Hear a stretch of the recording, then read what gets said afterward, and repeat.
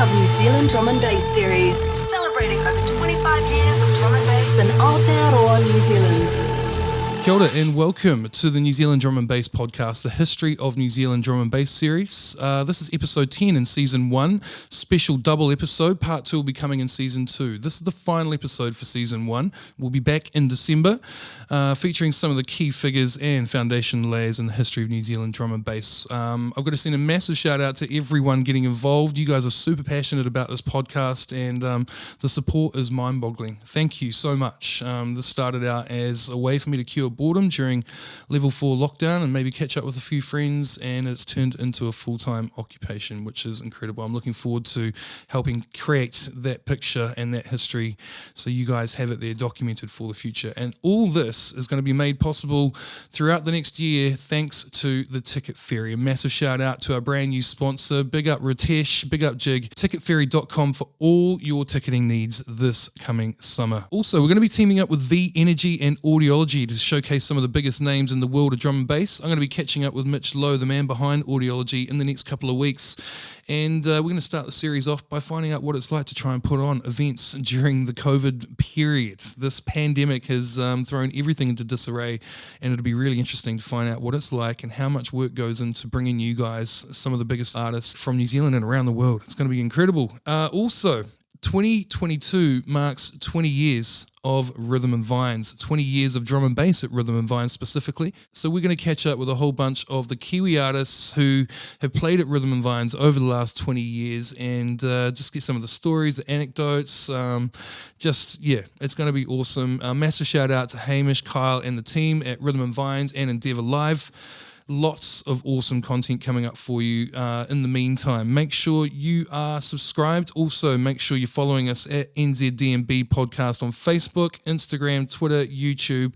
And also, I've got to send a massive shout out to Leon and the team at The Rock Shop for making us sound so good throughout the New Zealand Drum and Bass History series. Right, if there's one name that's synonymous with New Zealand Drum and Bass, it's Concord Dawn. And I have one half of the original duo on the line, all the way from Washington freaking DC. It is Evan Kiljoy. How you going, brother? Kia ora. Yeah, I'm good, man. It's just starting to turn into what they call fall here, so autumn back home, and it's starting to get cool. But yeah, it's kind of crazy. We're like the other side of the world now. What has taken you to Washington DC? My wife Sarah, who is extremely talented and very, very smart. Big shout out, Sarah. Big shout out to Sarah. She has worked for the New Zealand government in many different capacities over the last 8 years or so. And she has just been seconded to be New Zealand's board member on the World Bank. So she represents New Zealand on the executive board of the World Bank. And so that's why we're in Washington, DC for 3 years. Yeah. Right, so it's a 3-year stint, because I remember you were going to do this and then all of a sudden COVID happened, the pandemic happened, right? Yeah, so COVID happened and basically all sorts of, people that would be traveling around the world to do different things, whether or not for government or business or whatever, just basically couldn't. And we spoke to the person who was doing the job here that Sarah's doing now, and they just said, hey, look, why don't we just wait a whole year? I'll continue on, and then hopefully things are better in a year and you can come over. And that's what we've done. So it was nice. We were in Rarotonga in the Cook Islands for 3 years before that. That's right. Which was also an amazing experience. And so we've gone from a tropical island back home to Wellington for a year, and now we've come to Washington, DC. So it's a bit trippy. Yeah, that is. You're in the heart of it all. Yeah, Jesus. Pretty much. That is mad. What's it like? A culture shock over there for you? Yeah, there's definitely it's the first time I've lived in the States. Like, I've been to the States quite a few times on tours, but you never spend more than 2 days in any one place. And most of the time you've got people looking after you. So this time around, it's like having to navigate how the health system works and getting health insurance and getting a health provider that will accept your health insurance, and then dentists and schools. And yeah, so it's not too dissimilar to what you'd have to do back home, but just the levels of bureaucracy are just so much higher. So lots of paperwork, lots of waiting in queues, lots of phone calls, that kind of thing. But apart from that, it's a great place. The people here are just so lovely, and friendly, and we've got such a great community around us. We kind of live, I guess, what you'd call like the Ponsonby or Grey Lynn of DC. So we're kind of like not in the city centre, but we're not in the deep burbs either. We're kind of like a fringe suburb. So so we're like a 15-minute like rental bike or scooter away from like, you know, metro city downtown, but we're also kind of close to a whole bunch of bush and forest and so it's really beautiful here. And it hasn't stopped you making beats either. You played me an absolute terror the other day on the phone when we were sorting this interview out. My God. We'll get to what you're up to now musically later on down the line, but let's go back. This is the story of Concord Dawn Part 1. Obviously, geographically and just time-wise at the moment and family commitments-wise, we're not able to get Maddie on the line as well. So we're going to do this in 2 parts. But I want to take it right back to the very start. Before there was even a Concord Dawn, how did you and Maddie meet? What were your musical inspirations? I mean, we all know what yours was. Yours was like a lot of rock and Maddie's was a lot of jazz. But how did you guys come together and then decide, you know what, let's start making drum and bass? Yeah, well, Matt and I first met at intermediate school in Auckland, on the North Shore of Auckland at Takapuna Normal Intermediate. And we were in the same Form 2 class together. And I think over the summer between Form 1 and Form 2, I'd already kind of started playing a little bit of guitar. And I think over that summer, Maddie had just started learning the drums. So at the start of Form 2, he basically came to school and was like, yeah, well, I play drums now. And we all kind of hung out in like a similar group of kids. Like we were the kind of slightly geekier, nerdier kids who weren't so much, like we weren't the sports kids, you know? So, and so it just kind of fell into place. There was me and him, a guy called Nick Buckton, who went on to do a bunch of cool music stuff. Scott Saunderson. I mean, there's a whole bunch of names, you know. And there was like a core crew of us, and we just started like jamming and playing stuff together at 12 years old. In the music room at lunchtimes and stuff.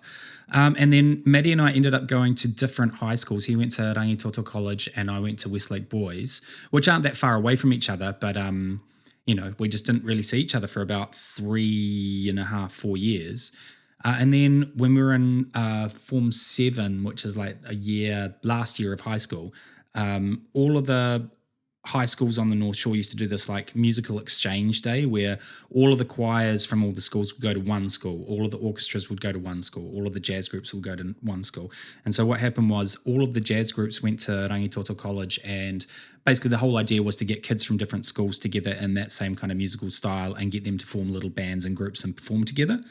And so Maddie and I ended up like kind of bumping into each other and kind of reconnecting there and finding that we were into a lot of the same kind of music. Like he was more kind of into the slightly proggier, avant-garde kind of stuff, but was also into, you know, we had Faith No More in common, we had Primus in common, we had a bunch of stuff like that. You know what? I think every one of us drum and bass kids has Faith No More in common. Yeah, yeah, yeah. I wonder if it's the kind of like the keyboards rock kind of thing as well. You know what I mean? I think it is that, and I also think it is the riffs as well. Like a lot of those riffs were very kind of rolling, like, you know, drum and bass riffs and hooks as well, you know. Yeah. So Maddie and I decided basically by the end of that day that it would be a good idea for the two of us to try and put a band together for RockQuest for that year, because a band that I'd done the year before had won the Auckland regional finals. And then gone on to For all the international listeners out there that are listening to this episode, RockQuest is New Zealand's version of, well, it's basically all the finest talent from the high schools around the country competing against each other to take out the ultimate prize, which is, I think it's like a record deal and a bit of cash. It's not so much a record deal. It was like studio time and that's right. Yeah. I mean, it's changed over the years, but it's basically, it's like a high school battle of the bands thing, which is kind of federated nationally. So it's all the schools can compete. And it was actually like, if you think about how many people have been involved with RockQuest that are now still in drum and bass, like you've got Trey, you know, everyone's got a RockQuest story, right? Totally. So, so we did that, and the band that we did ended up winning the Auckland regionals and then coming close second in the nationals. And then basically not long after that, I got kicked out of the band. What was your band called? We were called Decaf. Decaf. It was a throwaway name. I mean, I think when kids name bands, you don't really care. You're like, no one's going to know who we are, so we'll just call it this. So we did that, but then after RockQuest and like maybe like a month or two after that, Matt had to call me and say, hey, I'm ringing you up because we've decided we're going to kick you out of the band. And I don't hate you as much as the others, so they've asked me to do it. And I was like, oh, okay. But that was actually like, it's really funny though. That was a really kind of big wake-up call for me because I was quite an arsehole in terms of how I collaborated musically. In fact, I didn't really collaborate. I'd just be like, this is how it is. But then at the same time, I just wouldn't pull my weight doing other things. Like I'd turn up to the studio and there would be no lyrics written, or it'd just be like, oh, no, I didn't really do any work for anything. And but then I'd try and tell everyone else what to do. And so basically those guys were like, screw you. And fair enough. But that was a bit of... You know what? You sound like a classic producer / engineer. Yeah. The guy that sits behind the desk and goes, hey, I reckon you guys could do it like this. Maybe try that. Yeah. Exactly. Yeah. So, exactly. But yeah, and then so we went our separate ways, and I kind of after that I kind of got kicked out of school. I went skateboarding for 6 months and just played guitar, and I was like writing beats on a fast tracker program, like an old Octamed fast tracker kind of, like samples, and if people out there know what trackers are, it's like, old school sample sequencing kind of stuff. And I was writing really bad kind of jungle and techno on that stuff. This is 95. And just skateboarding, playing guitar and doing that. And then finally my mum was just like, you've got to do something with your life. And so she found an audio engineering course, which was at the time called, it was through Taipatini, which is like a South Island based Polytech, but they were doing an audio engineering course in Auckland. And so she found this thing for me because she knew that I really liked being in the studio and really kind of vibed with all that equipment. So I was like, yep, cool, I'll do it. And then the second year of me doing that, Matt started doing the first year of the same course. So we kind of reconnected there again, and he'd be like, hey, what are you doing? I'd be like, oh, I'm just writing this music on the sampler. He's like, oh, well, what kind of stuff are you writing? I was like, oh, like kind of jungle, like tech step stuff. And at the time I was really big into like the no U-turn sound. So everything was like verbed out breaks with lots of Reeses. I mean, nothing's changed really, eh?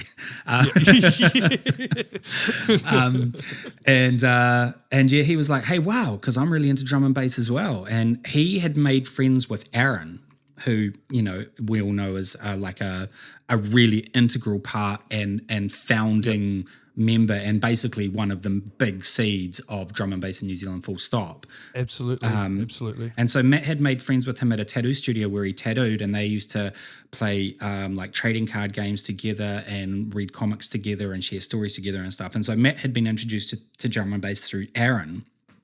And so Matt was writing with a friend of ours, Craig, who we used to be in the band with as well, doing Concord Dawn. So Concord Dawn actually got its name before I started in Concord Dawn. So It was a Star Wars reference that Craig and Matt had pulled from a Star Wars book to use to name this thing that they were doing. And then Maddie and I just started jamming with our gear together, and I think Craig lost interest and was like, yeah, it's not really my thing. And then, and that was kind of, it just slowly kind of came together. And I don't think when Matt and I started, there was ever an expectation or even a desire or an ambition for it to be more than just us jamming. It's not like we were ever like, oh, we'll get some tunes together and then we'll go play some gigs or, whatever. It was more just like, we didn't even think that people would like what we did, because we knew that the kind of stuff that we were writing was kind of on the darker side of things, and we kind of wanted to write almost kind of subversive kind of stuff that was like a bit nasty and rough around the edges and hard to listen to. But so that's how we started. It was just a kind of like, hey, let's hang out and smoke durries and put our samplers and synths together and see what happens. So yeah. So around this time, you said you mentioned 1995 before. Were you making your way along to?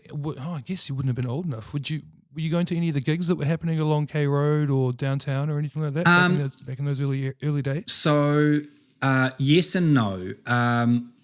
I remember in 98, so when I turned 20 is just when the liquor licensing laws changed to allow 18-year-olds into bars. And there'd been a couple of times I'd tried to go to the breaks at Calibre with friends of mine who were younger than me, who went through because they had the vibe and they'd been there before, and bouncer was just like, yeah, cool, whatever, and then was just like, where's your ID? And I'd be like, here's my ID, and they're like, nah, you can't come in. I think I tried twice with my mates Chris and Jared and that, and shout out to Chris Spears. Like, Chris Spears is the guy who kind of put me onto the No U-Turn sound, like played me the Talk album and stuff. Right. But I was going to say, so like what happened during this time music-wise, what was coming across your lap that you were hearing that was kind of inspiring you, going, know what, I like this? Because, it wasn't long before Concord Dawn had a signature sound, It was really interesting to know what was the music that sort of helped get you there, besides the rock and the jazz influences. So the way that I heard pretty much all my jungle and drum and bass and stuff was to start off with things like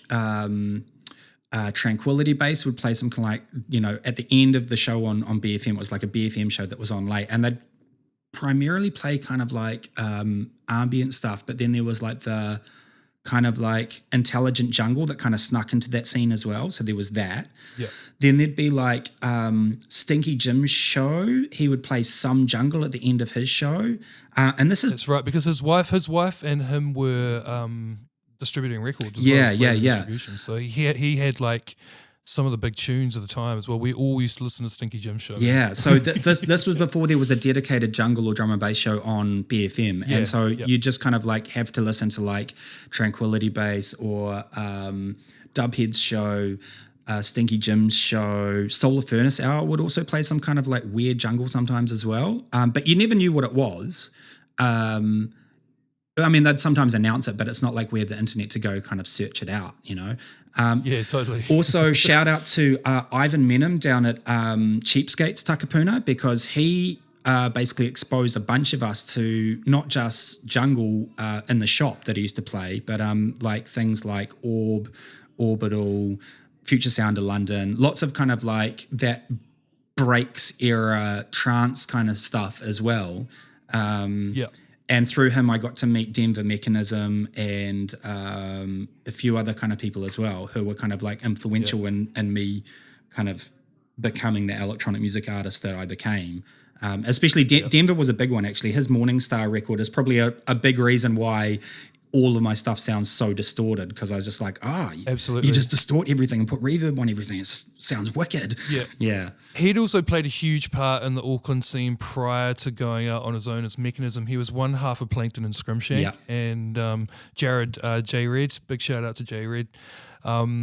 And Denver were, like every one of those Rebel Alliance gigs, the crew that Aaron was rolling with and all that, you would have Plankton and Scrimshank on the lineups. You know what I mean? There was some epic scenes around those. Someone needs to do a podcast on those early rave eras, rave era scenes from around Auckland as well. I'm just focusing strictly on drum and bass, but I was talking to someone the other day about how influential some of those like outdoor like hara parties were and stuff in terms of N-Train and hara. All of that stuff, like just basically like that culture and exposing it to a whole bunch of people at once like that, and like everyone that I know that's still involved in some way, shape, or form in the dance scene in Auckland at least has got some story connected to like N-Train or Hara or something like that, where they're like, this changed my life, So yeah, totally. But and then also around about that same time, or maybe a little bit later, I bumped into a guy called Chris Spears who I'd actually met through hanging out at Takapuna Grammar a couple of times playing in bands, and he'd just got into jungle. Like he'd basically gone from being a punk kid to like, now I wear camo pants and big puffer jackets and stuff. And he was like, check out this Talk album. And we're listening to like Technology and Damn Son and Proton. And I'm like I'm getting chills now. I'm just like, the first time you hear that stuff, you're like, okay, I've not heard this before. Because all I'd heard before that, like Goldie's Timeless was a big part of it as well, but lots of people heard that at the same time. But whereas the Talk sound, that kind of like tech step thing was like, you're like, I don't even know what's making these sounds. Like, what is this? Yeah. It was very much the first kind of subgenre for drum and bass, that tech step sound. Yeah, totally. And I mean, like, shout out to Trace as well. Like, if like, if you listen to what I do and what I like to do, like a lot of that comes back to the fact that I just fell in love with so many tracks that that guy produced, and that style, Did you manage to? I mean, obviously Trace was living out here in New Zealand around that time. Did you come across him at all? Like, did you manage to link up with him back in? We did. I mean, like, I remember, like, we gave him a couple of CDs of our really early stuff. And I think, like, I can't remember exactly what he said, but it was just kind of like, yeah, this is cool, man. Just keep it up, like encouraging, but not like, not like blowing his load over it either, which is, probably because it was awful back then. But, we were doing our best. But yeah, so yeah, there was that. But yeah, the breaks actually, in terms of going to gigs, when the breaks started at Herzog, Maddie and I were there every Thursday night till the end, probably usually from the start. And Matt is such a train spotter that he'd be like, oh, this is medicine. This is the new virus release. Oh, this is great, and I'd just be like, cool. And so I was soaking up the sounds, but I'd hear a tune that I'd probably heard like 6 times before, and Matt had probably told me what it was 3 times. I'd be like, oh, what's this again? He'd be like, oh, this is died, blah, blah, blah. And I'd be like, oh, okay. So I was always terrible at remembering who'd done what or what tune was what, whereas Matt had this kind of ear for like, oh, he could spot real early in a mix. Oh, he's mixing this and all this is coming in. But we were there, like, and Fridays at work, because I used to work in a music retail store, Fridays were just hard because, you get home at like 3 a.m. You'd be getting up at like 7 and then going into work and just being like, oh. And I actually used to work in a shop with Riddle. That's right. So it's Mainline Music, was it? Yeah, Mainline Music, yeah. And it was... So he would sell the DJ stuff, like he was looking after the turntables and that, and I was with Sean Cooper in the kind of tech suite looking after the computers and recording stuff and synths and that. Big shout out Coops as well. Yeah, big shout out. But it was so funny, like, because you could see our boss would come in on Friday mornings and there'd be like Riddle and I just like half asleep, just like, like not like hungover, because people like back then like didn't get like wasted drunk at parties. No, man. Or just wasted. It was called like, break syndrome. It was break syndrome. You would most of the night, like you were dancing most of the night, like because we weren't getting shit faced back in those days. A pill was $100 back in those days. No one was taking that on a Thursday night, and especially no one in drum and bass. You know what I mean? It was the working man's music. It was. I didn't have enough money to buy beers, and if I did, it would be one. And so like I'd go and I'd sit on like a raspberry and Coke for like an hour and be like, I can have another one now. But it was just. But it was just soaking up that vibe, and like I love that old vibe of those clubs, and like it's one of the things that I still yearn for now, and I kind of hope will, in a way, come back. And I'm not trying to say that the way things are done now and the way the scene is now is wrong or bad or whatever. Like everyone does their thing, and if people are into it and people are doing it, that's great. But I miss those dark clubs where you didn't even know where the DJ was. And you had like a quad sound system or whatever. There's like stacks in every corner and camo netting up everywhere. And the room's just full of people just kind of dancing in every which way direction, however they want to dance. Full of smoke. Yeah, and packed full of smoke, yeah. But yeah, so like those were and I just remember going to those nights and just soaking up those sounds, and like we even heard the sound change, as we were at the Herzog breaks through to the Ministry breaks, and you went from that kind of like still attached to kind of jungle culture kind of sound through that kind of tech step phase, and then into the kind of early 2000s drum and bass kind of sound. Yeah. You could actually hear it shifting, the production qualities and the production styles moving and shifting. And someone would do a new tune which had I remember hearing some of the first Bad Company stuff and just being like, what are these sounds? Like it was like there's something that goes meow, and no one else was doing that, and then there'd be, and then of course there was like Dillinger, when Dillinger kind of like landed and just basically stamped his signature sound on stuff. You're like, oh my gosh, what are these drums, so yeah. It's funny that you mentioned all of these sounds, because if you listen back to the Concord Dawn back catalogue, a lot of those sounds that you just mentioned and those styles, and even some of the samples for, I remember we sampled Dillinger drums back in the day because there was no other way to get that sound back then, you know what I mean? Carl was the only one who could do it. Yeah. But, can I tell a funny story though? We did when we did that track Tonight, and we used the same drums in Don't Tell Me as well, but we did Tonight first. I found because were using Fruity Loops around about the time of doing Uprising, and I was going through the packs that come in, the sample packs that come default with Fruity Loops to see if there was anything usable there. And I was going through the snare folder, just going like bang, bang, boom, bang, bang. And I was like, oh, that kind of sounds like a dilly snare. And so I loaded it in. And then I went into the kicks folder and I found this kick. And I was like, oh, this kick and snare kind of sound like they go together. They're kind of both big and open. And the kick was like long and breathy. And the snare was kind of like long and ringy. And I was like, oh, I'll go into the rides. And I found these two rides, but one was a ping and one was a bell. And they seemed to go together. And I was like, ah. And I spent maybe, I don't know, like 20 minutes shoving them through different compressors and EQs and stuff and kind of smashing them out. And I was like, hey, these kind of sound like dilly drums. And then I printed it down as basically like a small loop with then the single hits at the end. And then we cut it up and that's what we used as the drums for tonight. And then I remember maybe 18 months later, Dogs on Acid, the kind of classic drum and bass forum, and there was some guy that accused us of sampling Dillinger's drums. And I said, and as a producer, you just probably shouldn't buy it and just leave it, right? And I was like, no. Not only are they not Dillinger's drums, those are standard samples that you get with Fruity Loops. And he was like, bullshit.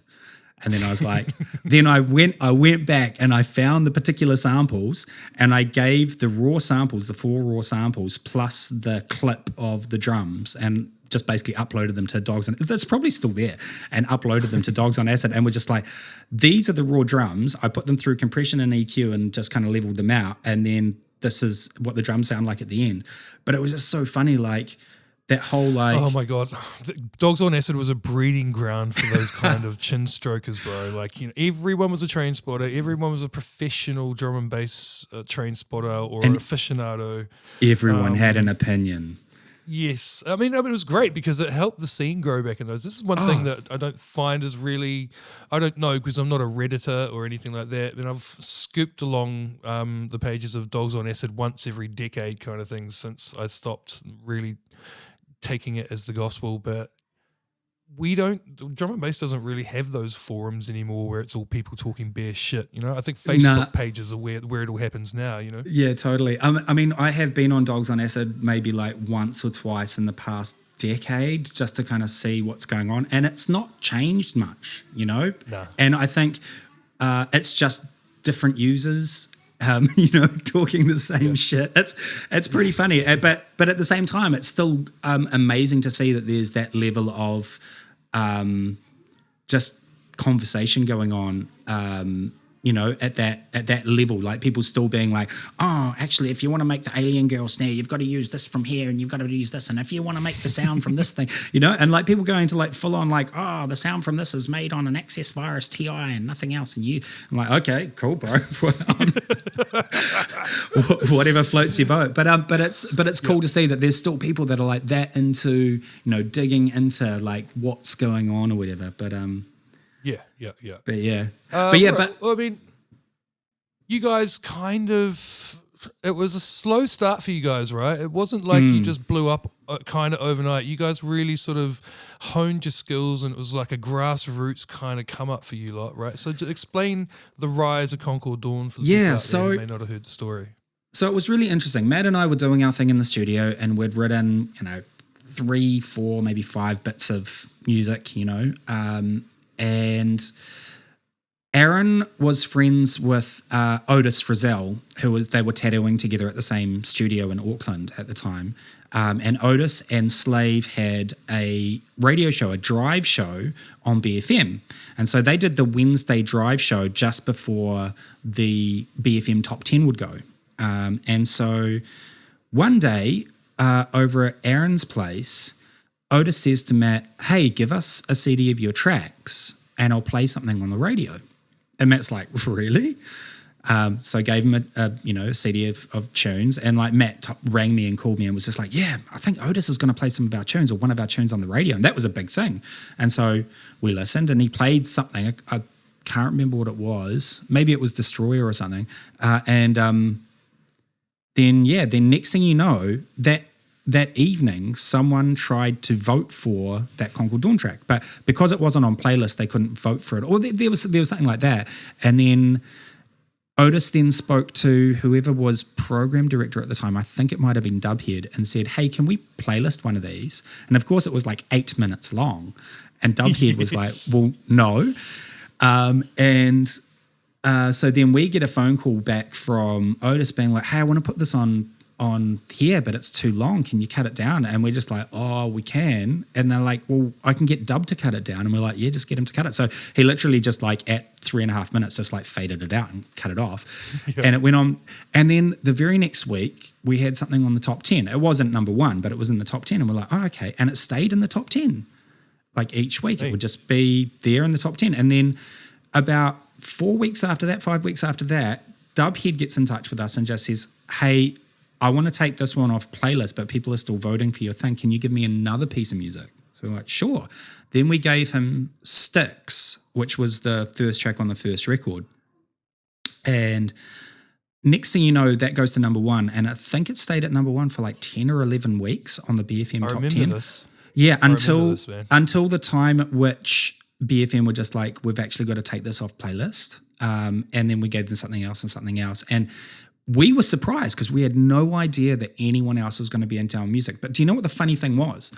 It wasn't people that were drum and bass heads that were going out to gigs. It wasn't people that were involved or knew anything about drum and bass. It was people that were BFM listeners that were interested in this new sound that we were doing, voting for it. And it was really interesting because then, of course, like we were going out to lots of gigs and things, and people that were involved with the scene were like, "What you're doing isn't really drum and bass," or it's like, "It's not as good as it should be," or "You guys are kind of like we kind of felt like there was a little bit of a like it took a long time for Cats.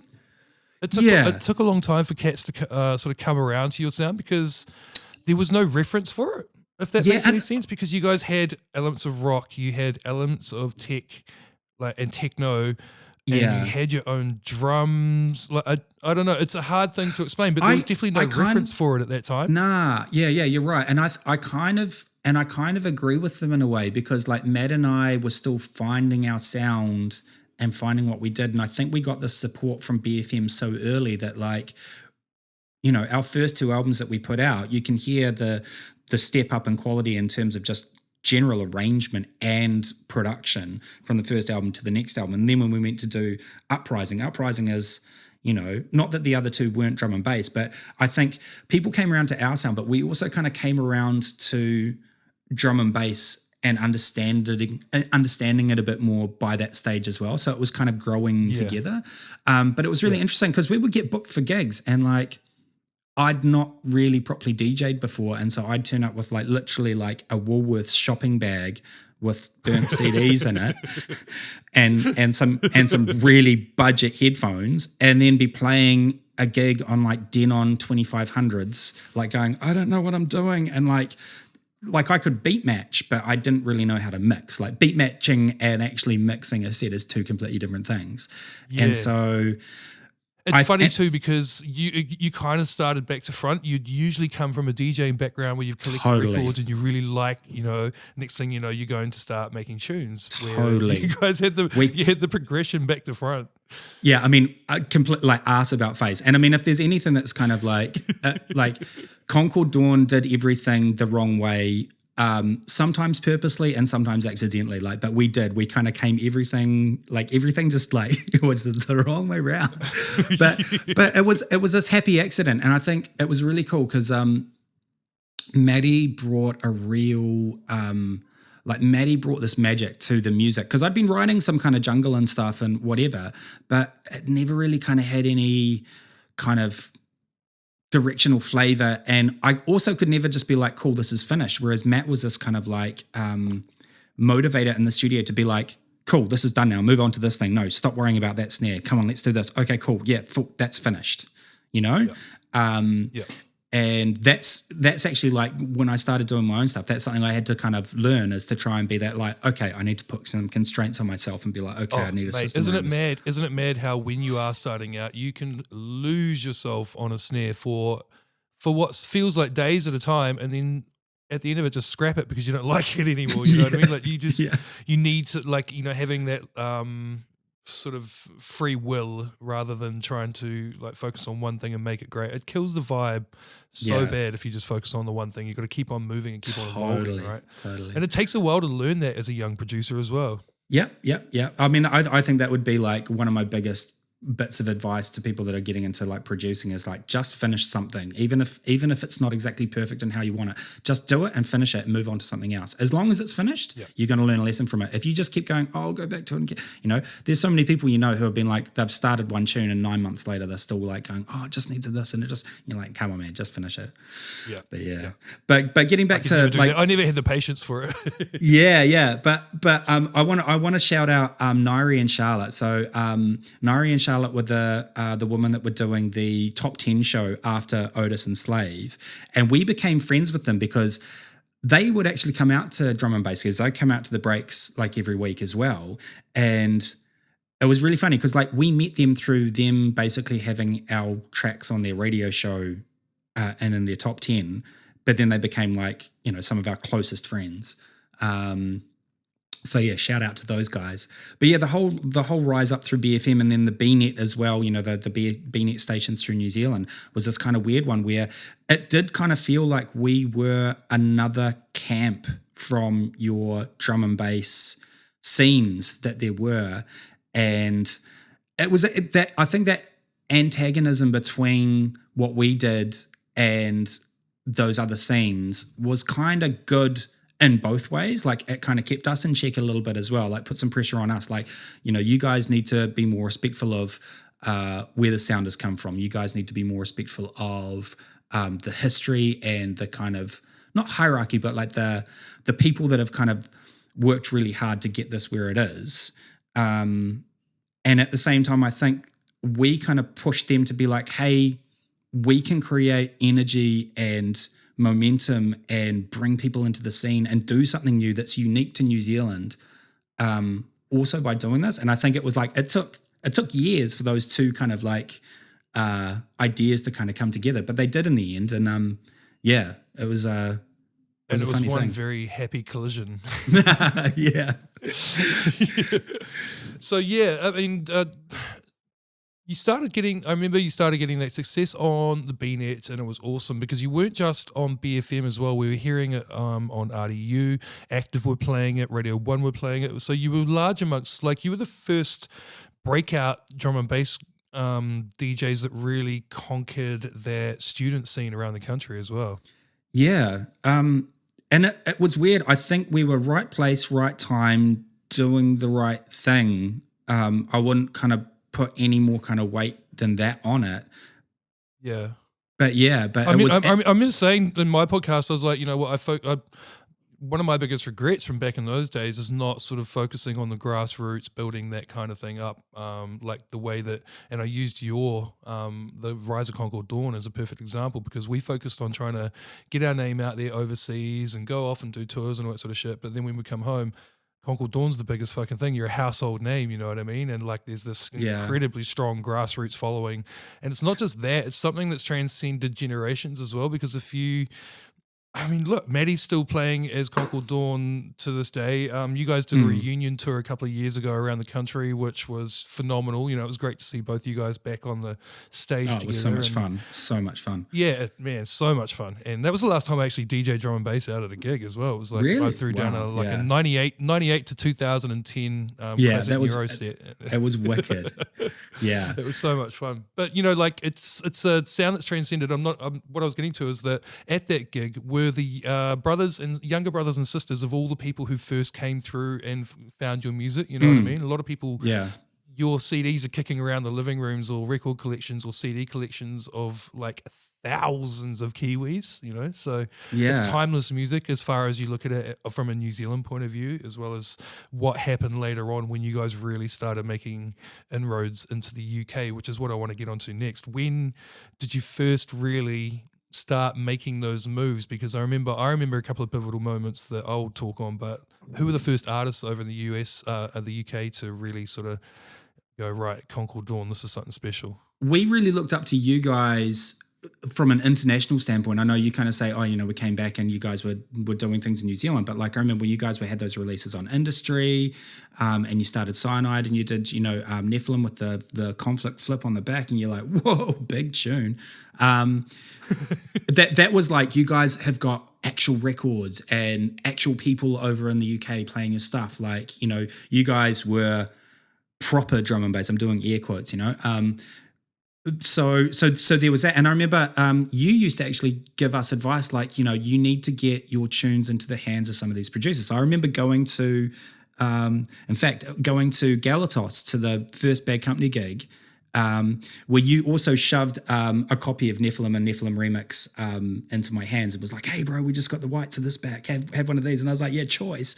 And I had a CD which I'd burnt for Bad Company, and I basically like, when they started playing, I just shoved my way to the front of the crowd and I was like, Dan, until he finally came down, and I was like, this is our CD. And he was like, okay, cool, man. And of course, I didn't think we put any like contact information or anything on it. But I was like, here's this. And so we started kind of doing that randomly for artists that we were kind of into, you know, like you'd be like, oh yeah, I want to give a CD to this guy. It was almost kind of like being like, hey, this is a gift for you. Here's our music. And I guess we hoped that some of them would like it or whatever. I remember when Dom and Tiki were in town, we played them some of the stuff, and Dom kind of gave us some like, yeah, it's okay. It's not great, but yeah, keep going. Which was, you know, it was good advice at the time. But then around that kind of 2001, 2002 New Year's, and of course New Zealand was like a hub for drum and bass parties over New Year's. And so you'd have all sorts coming down. You had Marcus, RIP coming down. You'd have like Bailey, Digital, all sorts coming through, you know. And so it was that New Year's that Marcus, Digital, and Bailey, I think, came through.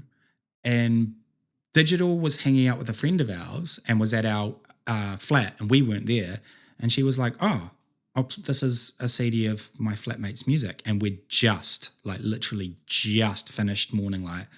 And she played it to Steve, and he was just like, I need to take this CD.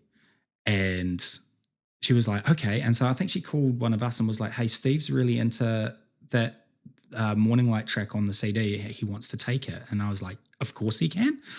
And in fact, no, I've put this in the wrong order. About 2 or 3 nights earlier, we played with Bad Company at Foo Bar, at the Big Foo. And I had to rush basically, we were playing after, so it was Darren and Jason, Darren and Maldini, and they're playing.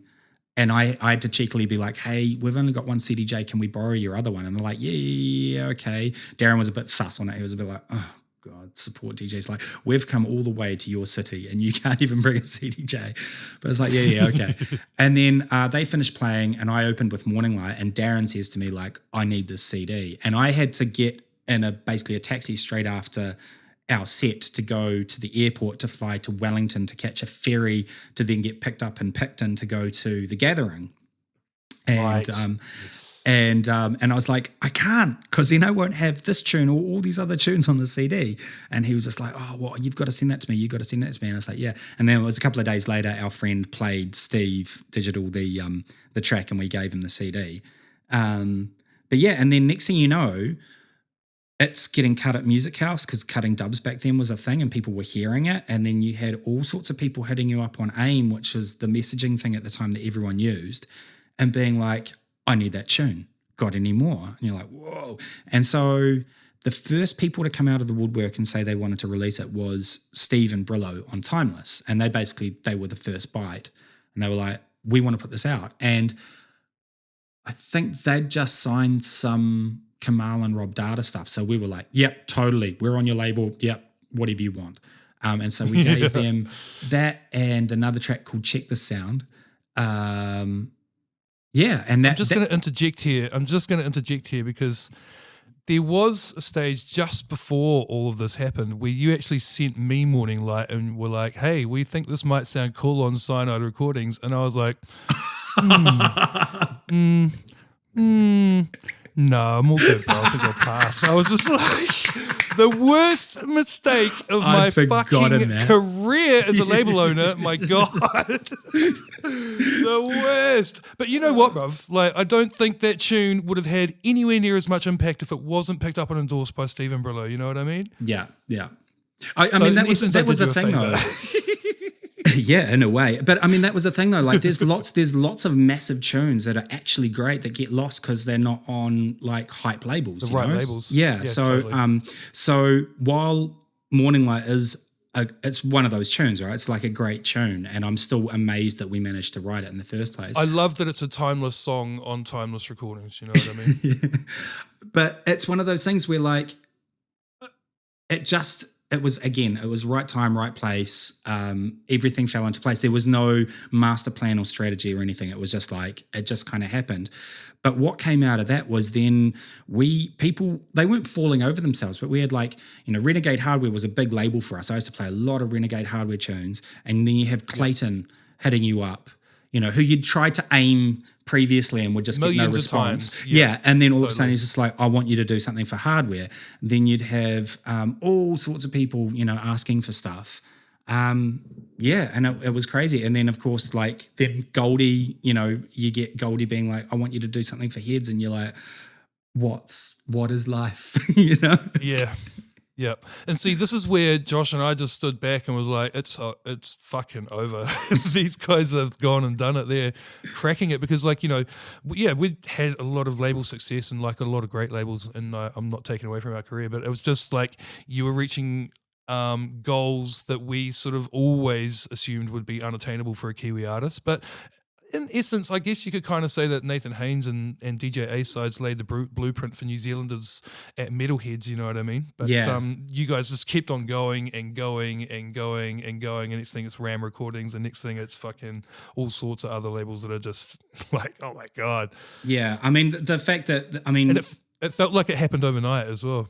It did feel like that. And then next thing you know, we're getting put in touch with like booking agents in different countries to like book us tours in the States and tours in Europe and like touring through Australia. And you're like, whoa, and it was, it was overnight for that, but we'd already kind of like, because we'd already kind of been a thing in New Zealand for about 3 years before that, it wasn't like it did feel crazy, but it was like, not that we were ready for it, but there was a little bit of groundwork there. So it was like we didn't go into it completely blind, which I think was good. Yeah. But well, let's speak about that groundwork, because there was a couple of albums and then a record label that you created yourself in this meantime, that 3-year span that you're talking about, right? Yeah. So we were very lucky very early on to have a few people at COG, Andrew Manning, shouts out to Manning, and a bunch of other people, Dave Fisher, Paulie Hammond. I mean, yeah, there's, and Chris Chetland, obviously, Bruce Ferguson. And those guys were very, very supportive of us to start off with, to the point where they were just like, hey, come and use this studio space for free. I remember, because we spent quite a lot of time up there with you in those studios. Well, I love COG, man. COG was such a cool incubator space for artists. Totally. You know what I mean? And you'd have like, P Money was in there and he was working on his record and Scribe's record, and you'd have like Dick Johnson and Yost, and they'd be working on their stuff, and everyone was doing their different vibes,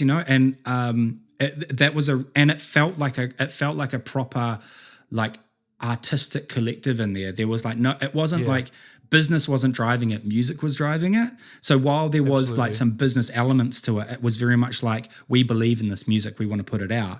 I mean that, again, like it's one of those things that like so much of what is still happening in the scene is very much attached in some way to that cog or that space, that area. Yes. And so, very much so.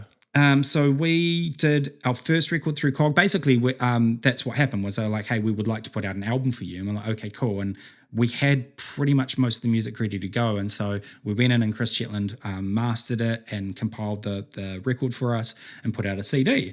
And then he was like, hey, we have different imprints under COG to basically signify what type of music or what kind of thing it falls into. So there was Reliable, which was the house label. Dirty didn't exist then, but that was their, which came a little bit later, but that was for hip hop.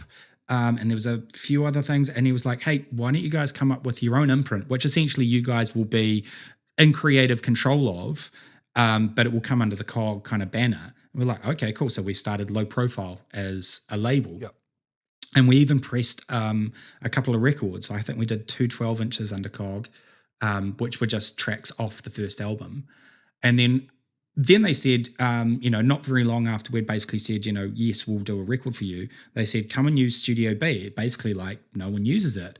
And so we dragged all our stuff up to this room because I'd just moved out of the flat that I was in where I had a studio with Spencer Fairhurst, who was, we were kind of sharing the space, but the flat kind of fell apart. People moved into different places. So we're like, cool, we'll go up there. So we'll have the studio space. And we moved all our stuff up there. And then over the course of the next kind of 10 months, wrote another album, which then became Disturbance, and basically same deal again. Chris mastered the record, sequenced the CD comes out. And then we kind of were just like, well, we'll just do another one of those. And so this was around about the time when we started writing. This is when I went to the UK for 6 months. That's right. So I left. You uprooted everything right in the midst of all of this. Yeah. You decided to lift up your roots and head over and immerse yourself in the UK scene. Yeah. In fact, I didn't really even immerse myself in the UK scene. I went and became a sandwich man. I rode a bike around with like a sandwich trolley on the back and sold sandwiches to people in like the financial district in London. That was a weird time in my life. Not weird, but just like it wasn't a great space.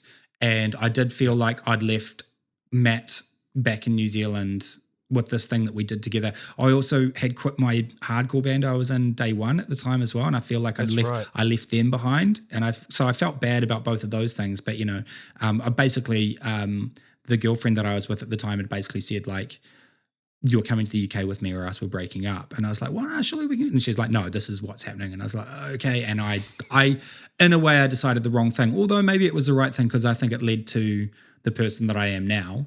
So that's what happened. I was going to say, when you came back from the UK, it was a different Evan. There was a big fucking drive in your belly. I could tell there was a fire lit in your belly when you came back from the UK. Yeah, no, definitely. So came back and Morning Light happened maybe about 2 or 3 weeks after I got back from the UK.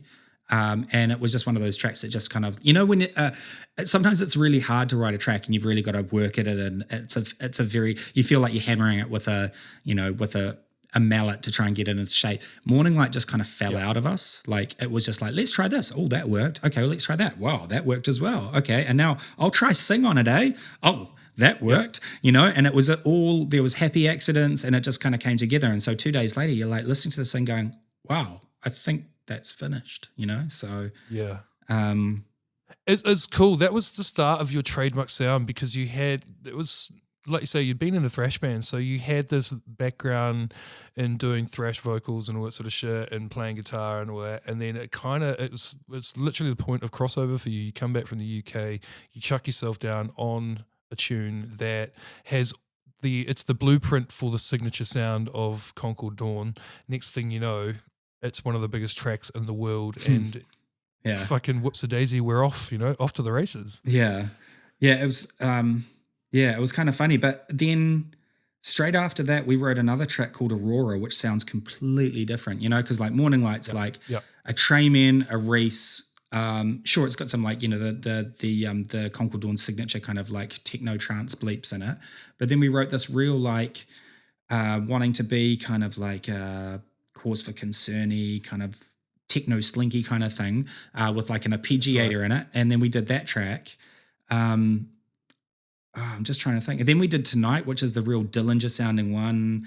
And I think there was a real drive, or it was more of a fear of like painting ourselves into a corner. Like after you do a track like Morning Light, well, actually after you do any track, you're like, we've done that now. Don't want to do that again. Yeah. Let's do something different. Yeah. And that was really funny because then when it was actually Clayton from Renegade Hardware was like, I want you to write me another Morning Light. And we're like, and I think we sent him something else. And he's like, nah, I don't want that. I want another Morning Light. And we're like, okay. And so we'd dredged up an old tune that I'd started like years before, which became Take Me Away, but it didn't have the Reese in it. It didn't have the Trayman in it. And I was like, cool, we'll put a Reese and a Trayman in it. And then we kind of finished it. Not slapped it together, but it was just kind of like, well, let's put a Reese and a Trayman in here and see what happens. We still actually had to work quite hard to get that one finished.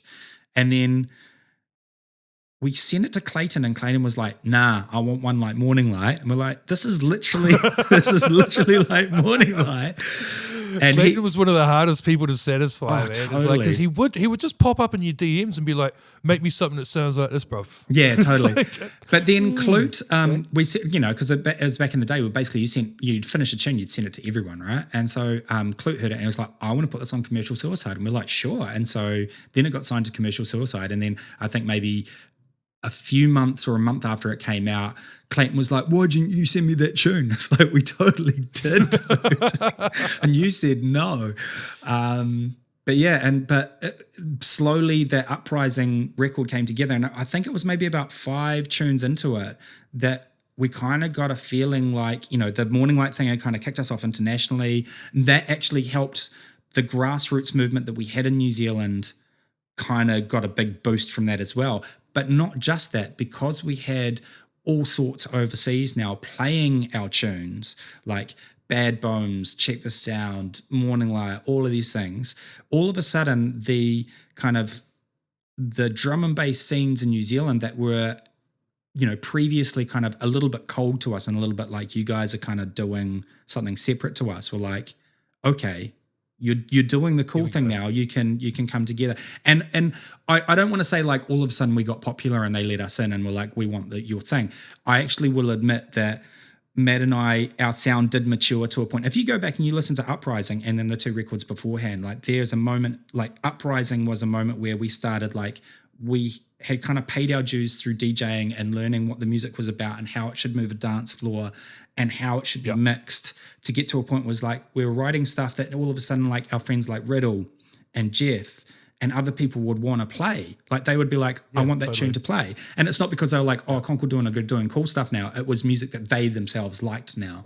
So, and it goes back to what I was saying before about how that you kind of did things backwards. Normally you would come from a DJing background, so you see what works on the dance floor. Totally. You have that essence of DJing, because really back in those days we were all making tunes for the dance floor, Yeah. So yeah. Whereas it's crazy. I mean, when we started off, we were writing tunes. We'd put so much in our music right from the start of the tune right at the end, because we were used to hearing 2 tunes mixed over the top of each other constantly. And so we would write music that sounded like 2 tunes played at the same time. And then also, as soon as you start DJing that out, you go, oh, I can't mix stuff into this nicely because there's too much going on in our tune. And then you go, oh, that's why you don't have much going on in an intro or a breakdown or whatever. And even when the tune's rolling, like you really like do less with cooler stuff, so that you can put stuff together and like actually like select nicer and mix nicer and blend nicer. So learn a lot from that. Yeah. So that was crazy. Yeah. I want to talk about how another happy accident that happened in New Zealand drum and bass. I was putting on a tour with Cause for Concern, and it was Toby from Cause for Concern and a very young DJ Optive who made their way out to New Zealand. And unfortunately, Ed had some kind of ear infection or a ruptured eardrum that stopped him from being able to travel anywhere outside of New Zealand. So we had a captive drum and bass legend, well, a rising star of drum and bass, I guess you could say, by having DJ Optive come and stay with us here in New Zealand. And you and I especially both became very, very good friends of old Eddie, who sadly passed away last year. But my God, bro, like what an instrumental role he played in both of our sort of maturing as producers. Yeah, I know, totally. And like, yeah, like I miss that guy dearly. And like after that Cause for Concern show at Galatos, and he had a bit of a sore ear, and he was like, my ear's really sore, it's really sore. And we're like, we'll take you to the A&E, we'll take you to the after hours doctor. And he goes in there and they're like, yeah, you've got this massive swollen infected ear. If you fly, it could burst. And of course he's, the engineer. And he was like, well, I can't have that happen. And so, had to put poor Toby on a flight to Sydney. Off he goes, mate. And, and he was going through his own things. And, and then basically said to Ed, you can stay with us. And so he stayed at our place for like 2 weeks. He stayed at mine. I think he stayed at mine for about just under a month as well. And, That was just after my son had been born and before I'd moved up to the far north. And, Yeah. Fuck, bro. We came up with some tunes. The first one that we worked on together was Scorched Earth, which I thought personally was such a fucking masterclass because that tune was being made in Fruity Loops, which was a DAW that was completely and utterly foreign to myself and Eddie. Yeah. But somehow we managed to understand your language and come up with that tune. You know what I mean? I'm so sorry. Yeah, no, that was fun. That was cool. Like, yeah, that and actually the biggest moment for me while Ed was over that time was because I'd started doing a bit of mastering and mixing in the Cog A studio. And we had access to some of the gear in there. And I remember you like ringing me up and being like, hey, would you be into helping us with the mix down of Camouflage? And I was, or this tune. And I was like, yeah, sure. And then you brought your whole computer over and we hooked it up to the Cog A studio. And I just remember putting it on. It's like deep in the jungle, and I was like, "Oh, I'm getting goosebumps there." It's like, "Oh, this is badass!" And like literally, all I did was throw a few like Logic distortions on a few things, and I overdrove the kick and snare a little bit, the bass a little bit, whatever. Like the mix, the tune though, that tune was massive. That I still play that tune virtually every set. It's got people still slide into the DMs after drums. All these years. Like this is one of our favorite tunes, and that's the Causeway Break, which was one of Ed's homemade beat drum loops. Fucking yeah. The guy who actually made the house tune Deep in the Jungle messaged me last year after Ed had passed, and somehow one of my posts, like as a dedication to Ed, had sort of gone like a little bit viral in the UK. And this guy Steve, who was the producer of the original tune with all the percussion and the vocal and everything, reached out and was like, mate, that is the first time I've ever heard myself get sampled and used in a drum and bass tune. That is fucking amazing. When did you make this? I was like, bro, 2001. Yeah. Yeah. Oh, that's wicked. Yeah, man. But Ed was such a pivotal, because he was such a skilled engineer, and he had he was one of those really organized engineers. He was an organized DJ as well. Like he used to sit down. This is back in the day when it was pre-Serato. It was like what they call it, Final Scratch, and he'd open his Final Scratch laptop that he'd specifically bought for Final Scratch, and it had the special hard drive in it. And he'd go through and he'd actually build a crate.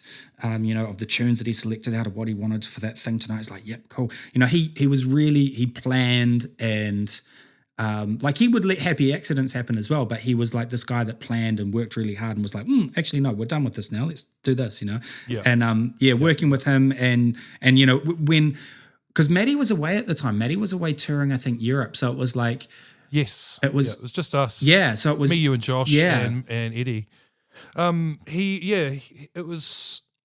It was amazing as well because it was like watching a fucking master at work, and those were also the very first New Zealand drum and bass international collaborations, the ones that we did with Eddie. They were the first ones that had in recorded history because no one else had teamed up with an international producer and made a tune by that stage. Yeah. Wow, I'd never even thought of it like that. Yeah. So that was like a little bit of history in the making. I only really thought on that once we started the series. I was like, that was the first time. No one else had done it before that. Before me, you, and Ed and Josh got into the studio and did Scorched Earth. Yeah, wow. A little bit of history there for you. Wow, that's amazing. Yeah. I mean, we could go on for hours about how many tunes Concord Dawn came up with that basically destroyed clubs around the world. But it came a time after a while where you guys started going off on different paths, right? I think the big thing that was like this, the beginning of the end for Concord Dawn was Matt had toured Europe a few times and really fallen in love with Austria, specifically Vienna, and had made really good friends with, the Ill Skills guys, DK and Rawful. And Matt was like, we should go live in Austria. It's in the middle of Europe, where our kind of sound of drum and bass was really big. Like that whole European scene was really into that kind of like nasty tech, drum and bass. He's like, we could go live there and make that our base for a while. And so to the point where, Sarah started doing German at university. I think even Briley started doing German at university, and it was going to be a thing. But then for other reasons, Sarah and some friends decided that they would instead buy a fruit and veggie shop on Waiheke Island and run that. Oh my God. That's right. And so Sarah was just like, no, this is the thing that I want to do. Like, you know, I've kind of followed around your career for the past kind of like 8 years or so doing this, that, and the other thing. Like, you know, this is something I want to do. And I was like, okay, cool. And so I had to say to Matt, hey, look, we'll stay in New Zealand and you guys can go. I'll hold down the fort over here and do New Zealand, Australia and the States. And you can do Europe, the UK and Asia. And we'll split up the globe that way. The internet was getting good enough to the point where you could send music backwards and forwards, like rather than just tunes, you could send like sessions kind of, it was long, but you could do it. And Matt was a bit upset. He was like, I thought we were going to go do this together. And again, it was one of those things where it's like, maybe that was the wrong decision, but, not in terms of like, letting Sarah stay here and me going off, but like, I think, because the fruit and veg thing didn't really work out. But whatever happened, and Sarah and I ended up getting a nice place on Waiheke Island and setting up there.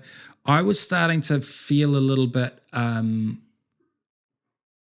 was wanting to do more audio production for bands and mixing for bands and things, as well as playing in bands. I was really missing that, and so I started.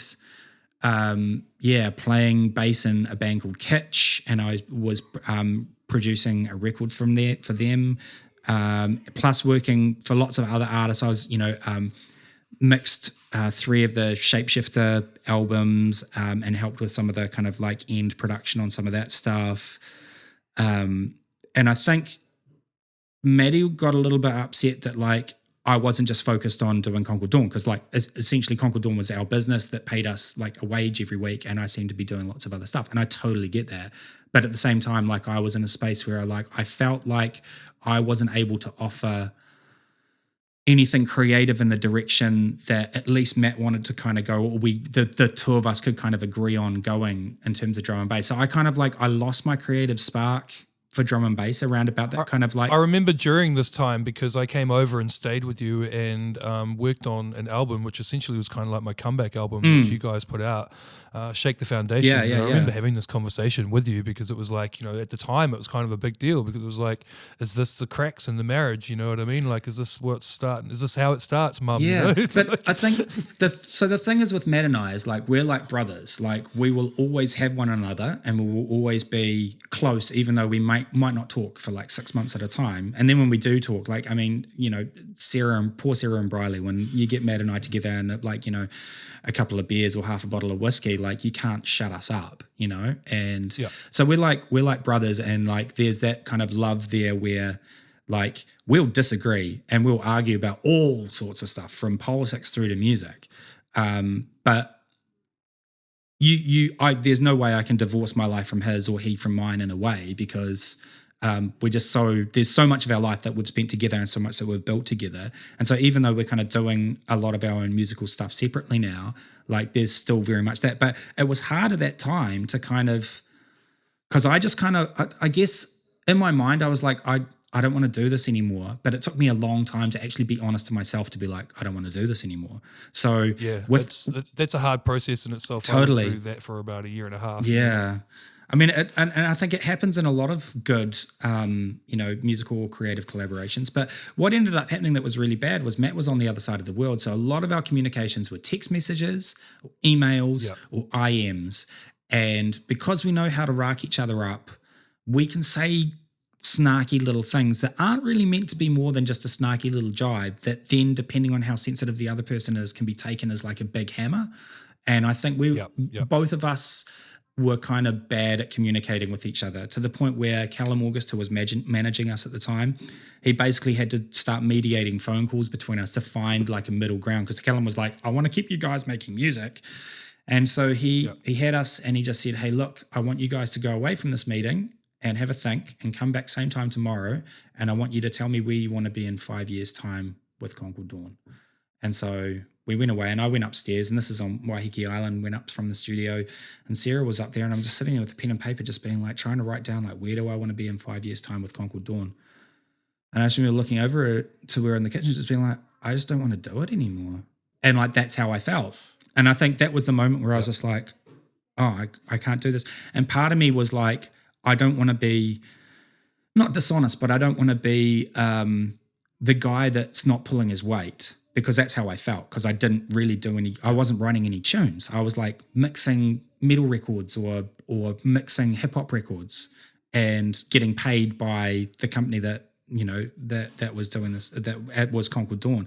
While Matt was over in Europe, like playing gig after gig after gig after gig in Europe, you know, and so that was a point where I was just like, yeah, I can't do this anymore. And so the next day went down and just basically said that on the phone. And then, but it was really amazing. Like from that point, you could almost hear Callum was just like, oh shit, like here's going to be this massive drama. And then Matt was just like, okay, cool. Well, how should we do it? And I was like, well, let's split this in half. You can have this and I can have that. And it was like, yep, cool.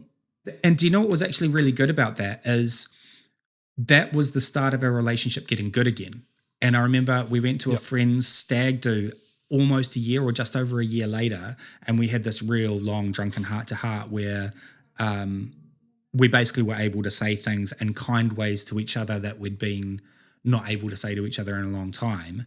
And since then, while we argue, we're still really good mates and we can hang out. And like, you know, just before Sarah and I came across here to DC, we went out and saw, you know, those guys and hung out and had the kids play, and it was fun. So yeah. And not only that, like as I touched on before, you also reunited a couple of years back for 2019 and did the Concord Dawn reunion tour, which was something of a fucking marvel, to be honest, to see both you guys back up on stage playing together again, and Tiki and Tali emceeing over you guys, and oh man, just the vibes, man. It's like, you know, it's just such an important part. You guys were such an important part of the fabric of New Zealand drum and bass, and even though, and like now, I'm so stoked to have this story documented and digitized, because that is the history. This is like, you know, these are the mistakes that we made. These are the great fucking things that we accomplished. These are the heartbreaks. You know, these stories need to be told. And fuck me days, like Concord Dawn one's such a special story.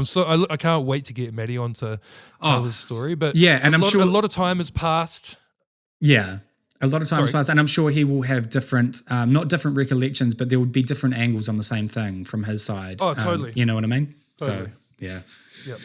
And since all this happened, I mean, this was between 2008 and 2010 is really when you guys started sort of pulling away and doing different thing, right?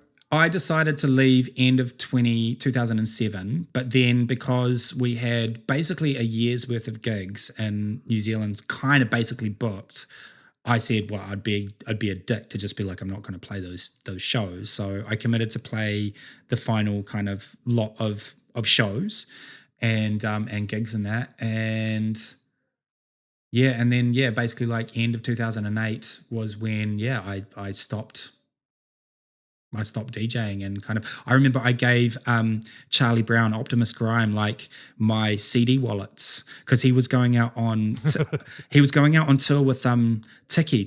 I think it was Tiki's second record that had just come out, and he got Charlie to be like basically his DJ for the thing. But they were all, it was basically like they'd play a whole bunch of Tiki tunes, but then Charlie would basically like segue into doing a drum and bass set, and Tiki would like MC over the top of it. So I basically was like, hey Charlie, here's all this music, and I just turned him over all these CDs and were like, here's the stuff, and off it went, you know.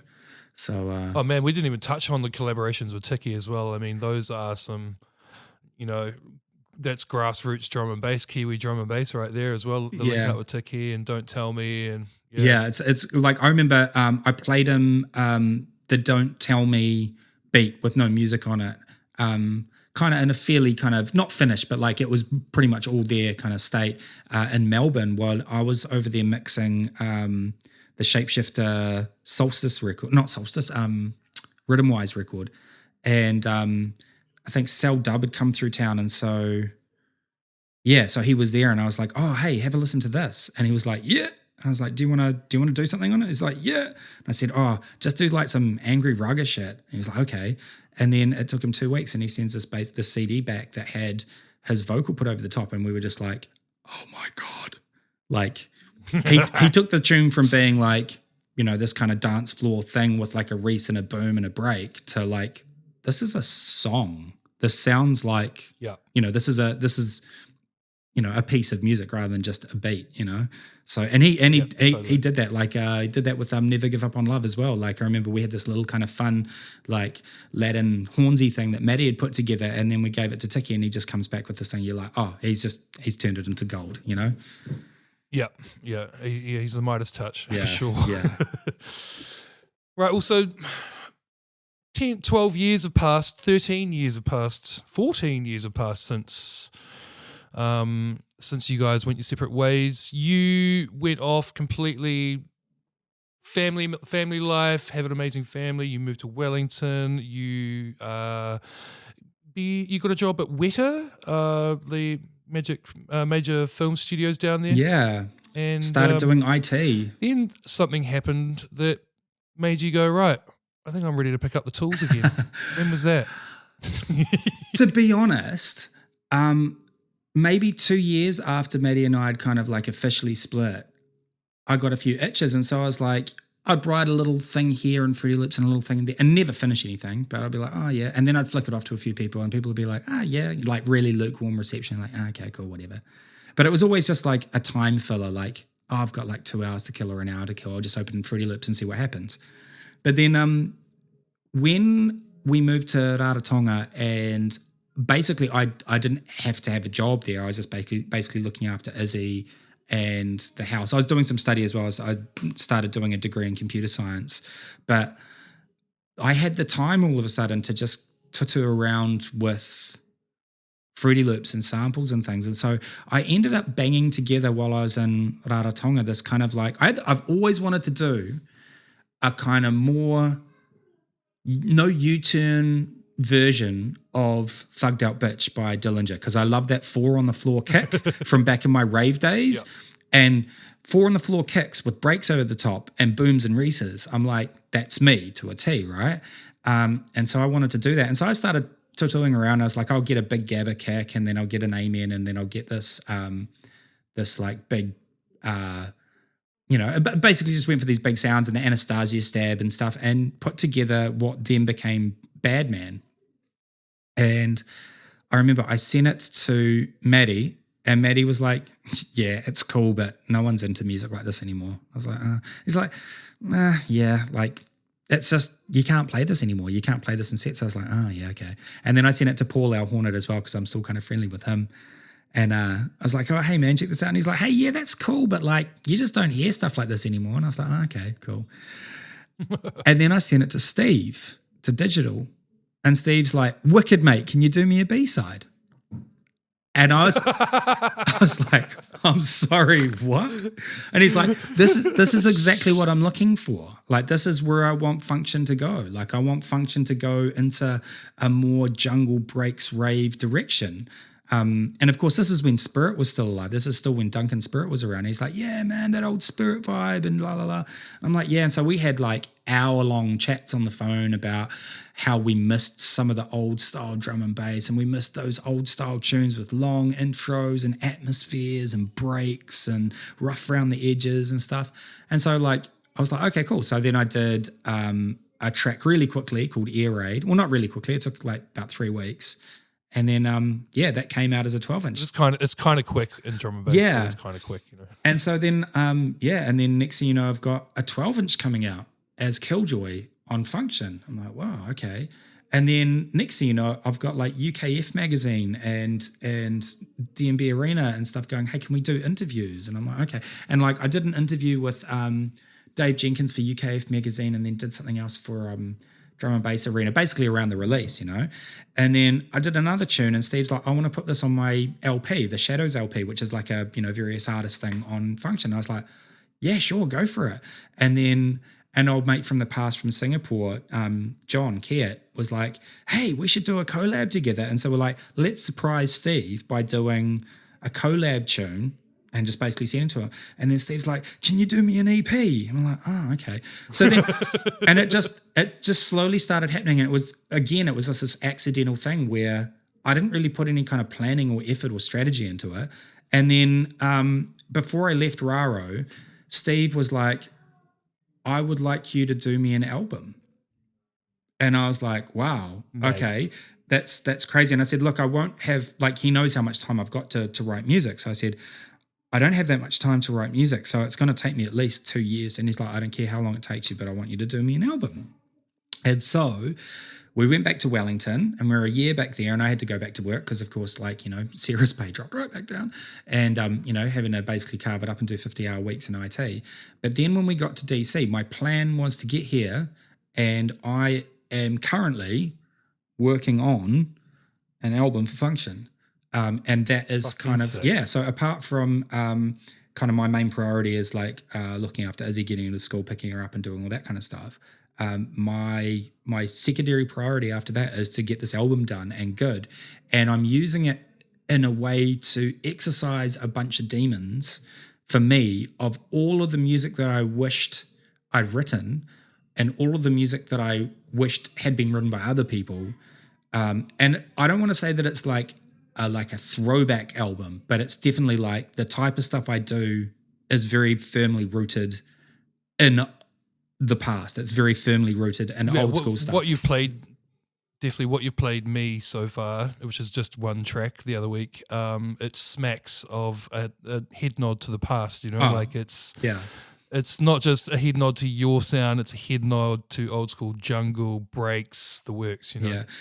I'm looking forward to hearing the return of Kiljoy. Yeah, well, and what's been really interesting is I don't think I realized how much I missed it or how much it's a part of me and how much it kind of fulfills me until these last couple of years where I've done some stuff and I've played some shows and I've been like, I don't want to go back to playing like every weekend 2 or 3 times or having to like thrash myself in the studio and feel like I have to produce it. But I think writing music is so much a part of who I actually am as a person that I can't just deny. And it was really nice kind of having a break from it, doing other people's music for a bit, or just even doing IT. I found that really rewarding.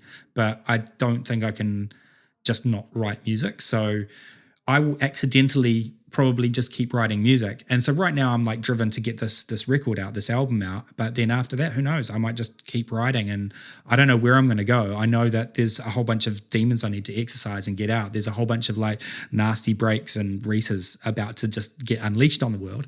But but who knows where I go after that? And in fact, who knows where I go with some of the rest of the record, you know, like I might feel different in another couple of months and working on stuff and be like, hey, actually, like, let's do this or follow this thing. And it's real funny, like, especially talking to some of the older heads, you know, like reconnecting with people that I haven't chatted to in like, you know, years, sometimes decades. Like, there's a lot of people who are like, yeah, we really missed the vibe of that old stuff. And yeah, true. And I'm sure there's got to be a listenership in the young crowd out there as well that like, I don't want to take anything away from the people that are doing big stuff now and doing the sounds that they're doing now, because man, if people like music and they dance to music and they enjoy it, then that's exactly what it's for. And I do not want to take that away from people or say that it's bad or whatever. But what I miss in that scene and in that sound are these older sounds. So, I mean, I don't want to split it or have an us versus them or whatever, but like, I think there's a time for this stuff to kind of come back and be like, hey, this is where it comes from. Well, these are the sounds that there used to be. And I'm sure there will be some younger people that will hear it and be like, this is new to us because we've not heard this, you know? Yeah. So totally. I think that's been an underlying theme throughout the series thus far, especially talking to the producers, is that, you know, there is kind of this new revolution happening. And when I say revolution, I mean it's kind of come full circle because now there's the technology, but also there is the room for the technicality has been replaced by the funk again. And, you know, like when those people had those clinical mix downs and everything felt like it was so, I don't know how to say it, but just the music lost its soul.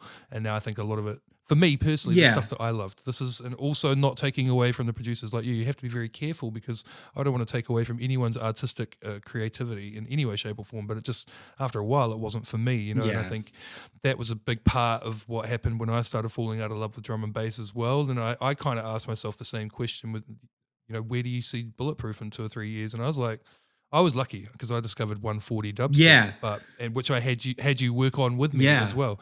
But I you know, I was lucky and it took me down a path that kept me interested in producing music for a while. But it's like you say, you know, like there are these moments where you kind of look back at your career and you're like, you know, that was a pivotal moment. That was a pivotal moment. I think for you, getting this down and looking back on your career and listening back to this podcast and going, fuck, I was an absolute don, you know, because I'll never think that, Jay. I'll never think that. Well, everyone else did, and that's why you got booked, and that's why you had hit records, and that's why people still play your tunes to this day, and that's the reason why you're on this podcast, brother. So I feel very lucky and very blessed, but yeah. Awesome, brother. Mate, absolute pleasure, and I'm so stoked to get this story out there because it's so fucking important. It's part of the fabric of Kiwi drum and bass, as I've mentioned earlier, and it's just an inspiring story of two mates who did something amazing together and continue to do things that are amazing in their own right to this day. And I'm looking forward to getting Matt on to tell his story. And you guys have, it's a funny comparison because you've gone in very different directions. Matt's not so much producing drum and bass under Concord Dawn anymore. He's working in a different field altogether, which we'll get him to talk about. But now you've kind of gone away and you've come back. So I'm wondering whether or not this might spark some kind of studio reunion down the line.